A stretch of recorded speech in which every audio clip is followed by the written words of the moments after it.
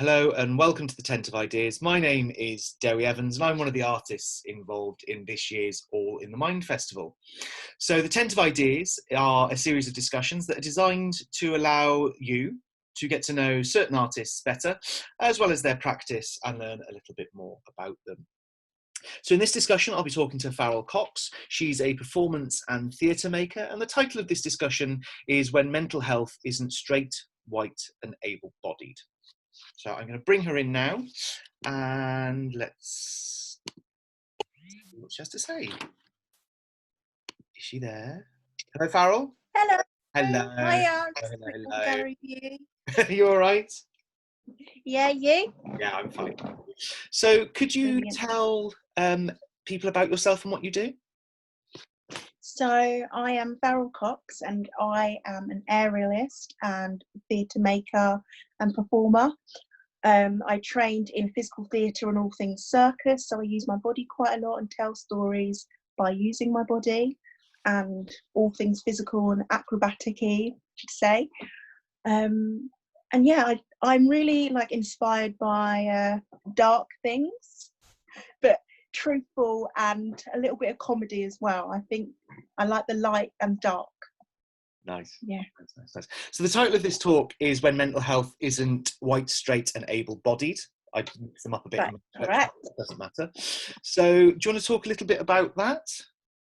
What is it? Yeah. So where do we begin? With white. Yeah. So I think especially in the current climate with Black Lives Matter movement and everything, I think it's really important just to talk about mental health. And I think for me, especially being a Black woman in the world and currently COVID as well, it's really made me think about my identity in the world and my mental health relating to my skin colour and how people see me. And how I see the world and how the world sees Black people. And I think what is the big thing is that in the media, we don't really see Black people suffering from mental health at all, or it's very stigmatized, or Black people are just seen as aggressive and angry or up to no good. And there's loads of complexities with that. And I think for me, that affects me in a way of, oh my gosh, so people just see me as aggressive. People see me as this violent person. And then I think it comes down to if I disagree with something or I don't want to say something, then I'm worried that I'm going to be seen as this angry Black woman. And I guess I've got to police myself or police who I truly am. And that is a horrible spiral, you know?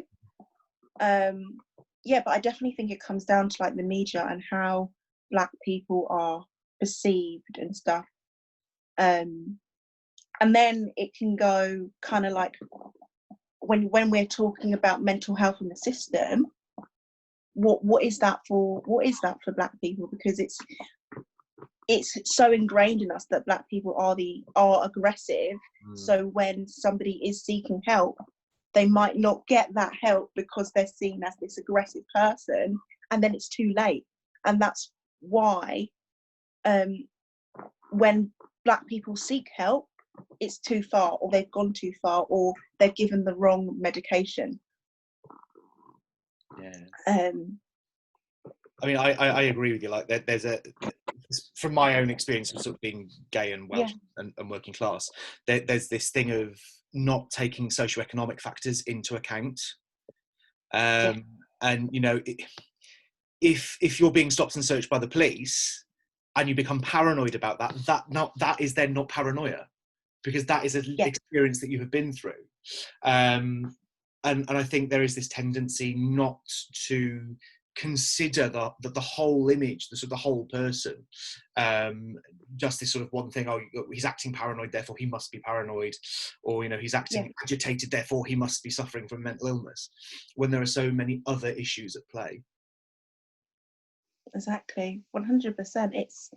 And even going to the stop and search situation, I don't want to get too much into it, but it's that thing of that we, as Black people, some of us we are worried that we're going to get stopped by the police, and I guess some police officers, they don't want to be linked to be called a bad guy either. And I think it's that thing of, yes, that Black people are scared of the police, but when a person is stopped by the police, then how do you then support that? If somebody is fearful and scared, how do you stop that then? Does that make sense? I get it. It's really, yeah, it's yeah, it's I mean, we could just talk about that. That's another conversation. We could just talk about the post-colonial experience, like decolonising the police, and sort of decolonising mental health, which is probably a conversation for some other time. Yeah. Like, do you find that in those sort of institutionalized settings, because you are Black, that you might get a different experience to somebody who was of a different skin color? Yes, 100%. And that is a mind mess as well, because again, you're constantly questioning what you are and who you are. And because these microaggressions are kind of seen only within your community and not exactly seen outside of that, it's also hard to explain to people that there are these biases. Yeah, and I think a lot of people, like, certainly speaking from my own perspective, I've been caught out myself. I've said things that I've just assumed that somebody from a different background has that experience, and they don't, you know. And I've said things that when I look back at them, I'm like, why the bloody hell did I say that? You know, and it's basically ignorance, because I don't have that experience.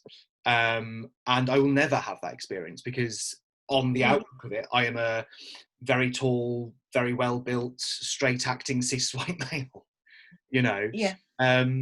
Should we go on to the idea of straight? Is there anything else you want to say about the concept of like whiteness in terms of like your work, or maybe mental health? I think it's an openness that mental health is in every race, and also that you can have a mental illness and be Black. Yeah, you can be triggered by your Blackness, but they can be two different things. It doesn't actually, it isn't always just one. It can be triggered by. I completely get you. You know, I think there's also an issue with like mental health, the idea of mental health, and this is something I've touched on in my research. You know, there seems to be this idea that health is the universal condition when not everyone's healthy. And what is it to be healthy? What exactly is it to be healthy, really, when it comes down to it? Like, yeah, we have this idea of what healthy is, but I don't know. That's just. I mean, I caused a bit of a controversy by saying illness is the universal condition. Everyone's ill at some point. Both physically and mentally. Cool. Okay, let's move on to the idea of straight. We've both got our lovely badges on. Yay! So go crazy. Like, why did you pick straight as part of this title? I think really, well, the whole title of this whole like Zoom anyway, I think sexuality, race and gender, it's always othered. It's always, why is it othered? And I think it comes to that thing of normal, healthy, this one thing, and it's the thing of being othered all the time, or trend. It's a trend, or it's fetishized. And like, why is that? We're built in different ways, and it's just I just think why is it always othered or fetishized? Yeah. Like, what is the point of that? It's like, yeah. I mean, with sort of my devil's hat on, my question is, what do you think? Like, why do you think these things are othered? What do you think it is about these things, like being white, straight, and able-bodied, that makes them into a fetish almost? I think, or no, the other way around. Overall, I think the other is feared, isn't it? It's feared, the unknown, it's the ignorance of it all, I think, what people have.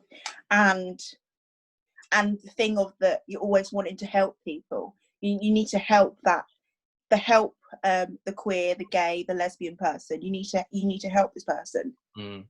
And or this person's life is such a struggle, so you need to help them. And that is not the case, or you need to empower them. What is the point of that? And it's not a novelty thing, and it's not a thing that is just there for a little while and then it's just going to disappear, you know. And it's not, yes, it's a part of my identity, but it's my whole identity, you know, like, but so it just kind of annoys me, where especially when I see artwork and I guess the queer baiting and the stuff like that, and this character who is gay is only gay for the distress and the trauma stories. And that's just not nice, because my life isn't a trauma, and I don't think other people's lives are traumas every single day, do you know? And I think it's just breaking that down and just saying, yeah, this is my life. Yeah. Okay. I don't always have to write in my bio, Farrell, queer, black, got some mental health problems, you know? It's funny because I do the exact opposite. I tell people that I'm gay, Welsh, bipolar in everything. Yeah. They're the first three things. But it's come to it, yeah, and it's come to a habit. But it's I think maybe I'm scared of assumptions then, because there's so much of a stigma and or tokenized. I don't know. It's, for me, like, the reason I do that is because I might just get it out there. Like, that's no longer a conversation. Let's move on. Like, you know, now, let's do something more interesting. Whereas I find that if sort of I don't mention that I'm gay, or don't mention that I'm bipolar, or don't mention that I'm originally working class, that when I tell people, they're like, and it becomes a thing. Yeah. And I don't like it being a thing. Yeah. That's so interesting, because I get, oh, so how does that work? Because you're this and you're black, so how did your family feel about this? Or, you know? So it's like, oh, that must be really hard for you. That must be really difficult. Yeah, and having mental health things, that must be really difficult for you, especially with your family and your culture. And yeah, I sometimes it's very interesting. It's like traumatic top trumps. Like, yeah, that's the thing it is for me. It's like, oh, you're gay, you're Welsh, you're bipolar. Oh, life must be really hard for you, you know. And it's rubbish. It's absolute rubbish. Because none of those things have ever held me back. Yeah, they've made me the person that I am, and they've made the work that I've made. You know. Yeah. Yeah. Interesting. It is. It is. So you mentioned sort of the othering. Have you explored any of that in your work, like with your physical? Because I know you've done some really interesting work. Is there anything you can say about that?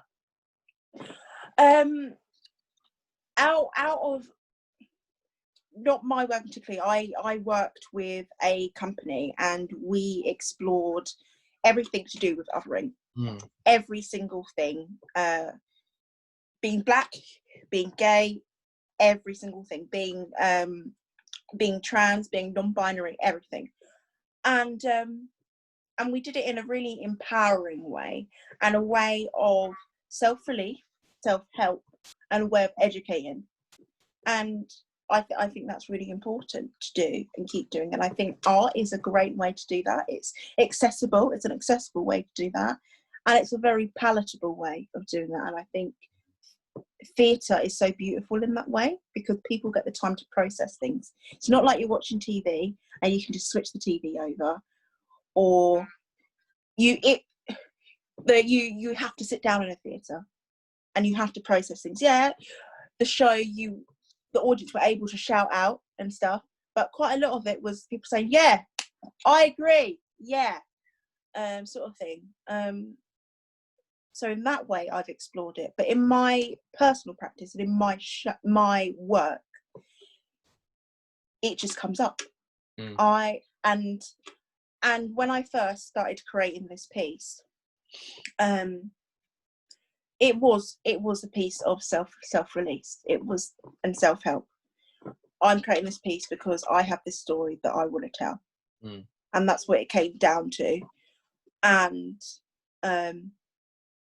and happened to have me in it with all my different things and everything like that, and really just looking back and stepping out and just dissecting things. It's like, well, why, when I started this, why was I doing this, and what was the need for it? And really, I just thought I wanted to see somebody like me on stage. It didn't have to be me talking about certain things. I just wanted to see somebody like me on stage, and that in itself is, I guess I've got to use the word political, and that is empowering, and that is beautiful, and it's truthful, and it's authentic, you know. And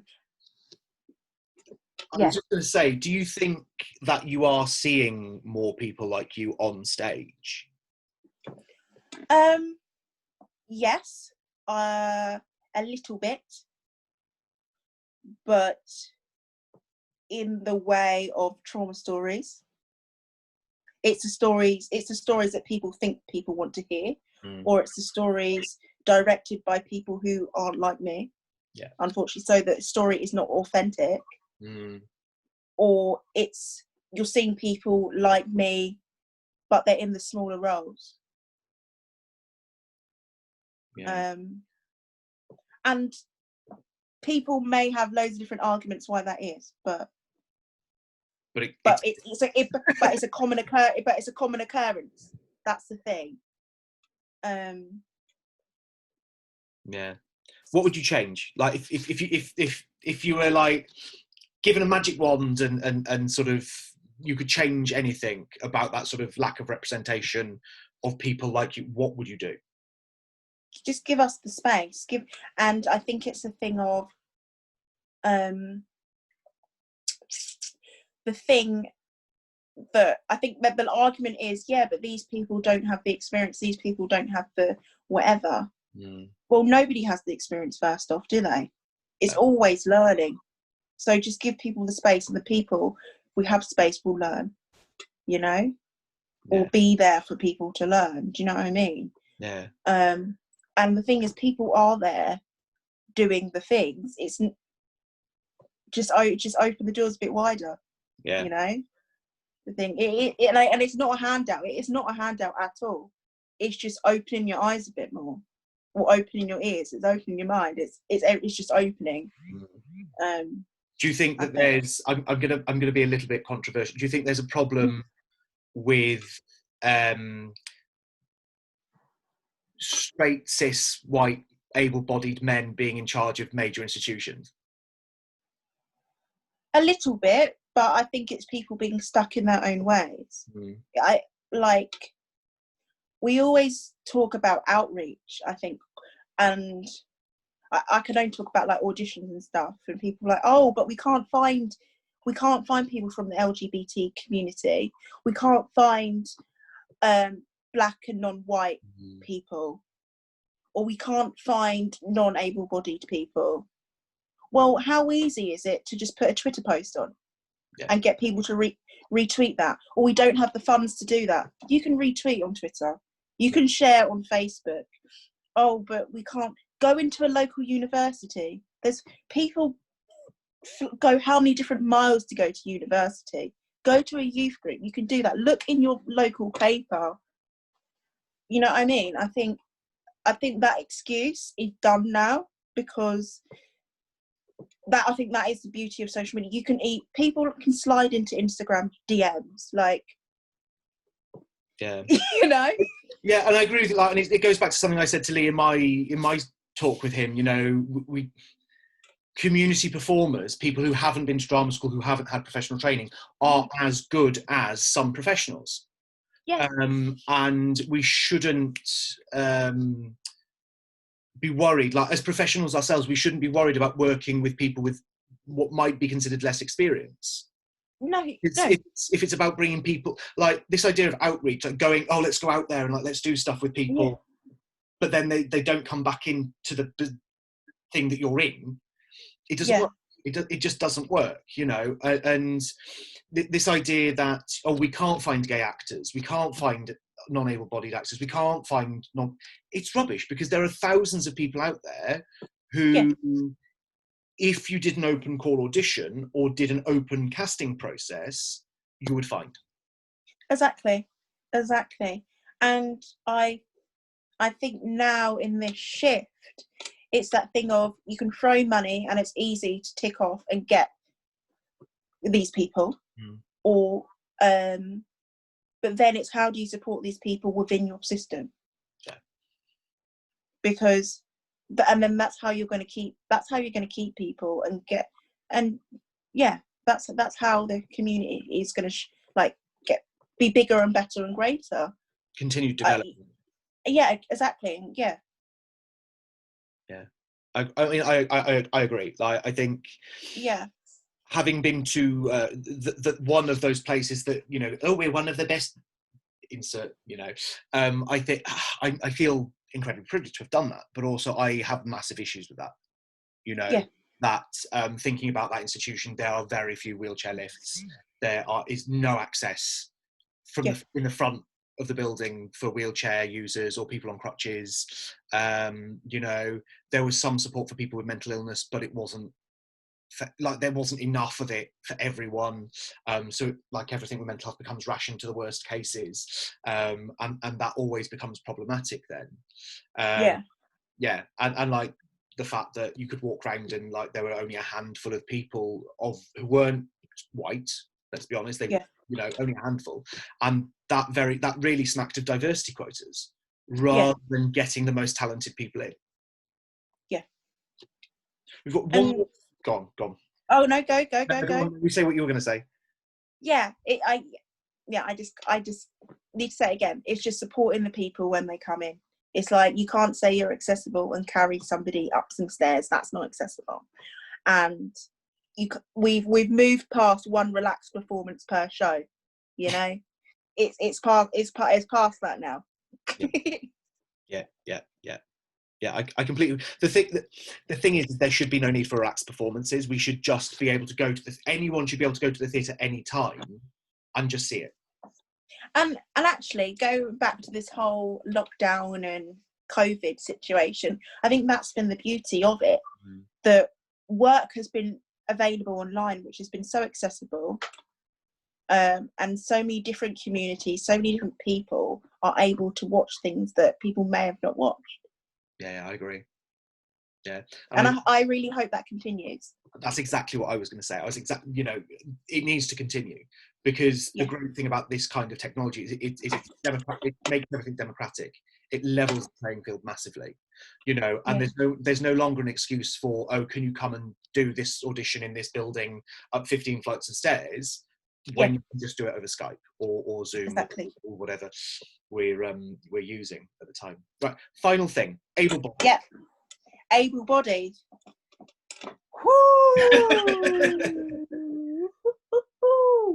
Again, you need to support the people.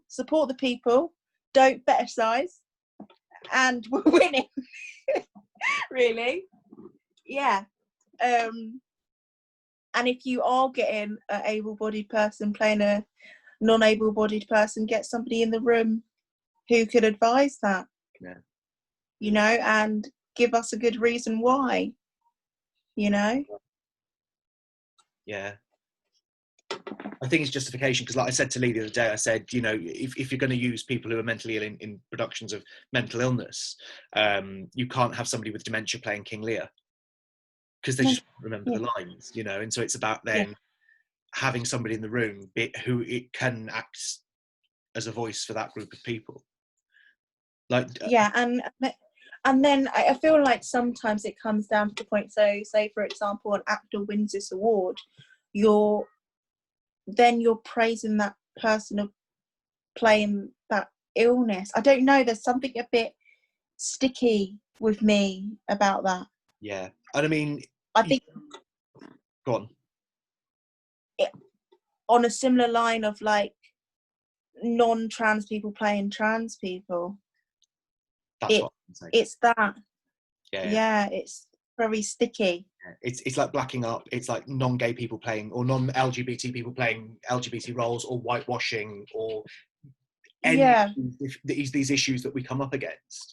Like, if there's a good reason, okay, but why not? You know, why aren't you using the right people? You know, because representation, if you're being represented by someone who's playing a part, isn't representation. No, it isn't. It isn't at all. It isn't at all. Yeah. And again, no trauma stories. No trauma stories. Yeah. I mean, because you look at so many things these days, and it's just trauma story, and we're sort of just getting characters. I think it's mainly in LGBT storylines, because that's becoming more and more accepted. You know, you are starting to see these characters who are LGBT plus, who are just normal, who like, have no trauma story. They're just doing their job. They're just living their life. They're just living, you know, and that's great. Yeah. But there's still so much more that needs to be done. Exactly. You know, and I think we're both on the same wavelength with stuff, which is probably why we paired us up in the first place. Yeah. So let's look at. So we've got sort of 4 minutes left. So in 4 minutes, what would you change? I've kind of asked that already with terms of sort of one of the aspects, but like, what would you change, and where would you like to see the industry post-COVID? I think are the two questions that I'm going to ask. I would like to see the industry post-COVID to be more accessible to everybody. And when I say accessible, I don't want money just thrown at things. If money needs to be thrown at things, that's great. But money is not always the answer. It's a culture shift which needs to be changed. And a listening shift needs to change. Actually listening and hearing people talk. And respecting people, and understanding that somebody from a community isn't the one voice at all. So being LGBT plus, I'm not speaking for everybody. Being black, I'm not speaking for everybody. And respecting me, so not putting me into a thing and wanting my advice free. I'll send you an invoice. Don't work like that. You know what I mean? I know you want to change, but I am working for you. That means I'm working for you. That's consultancy fee, please.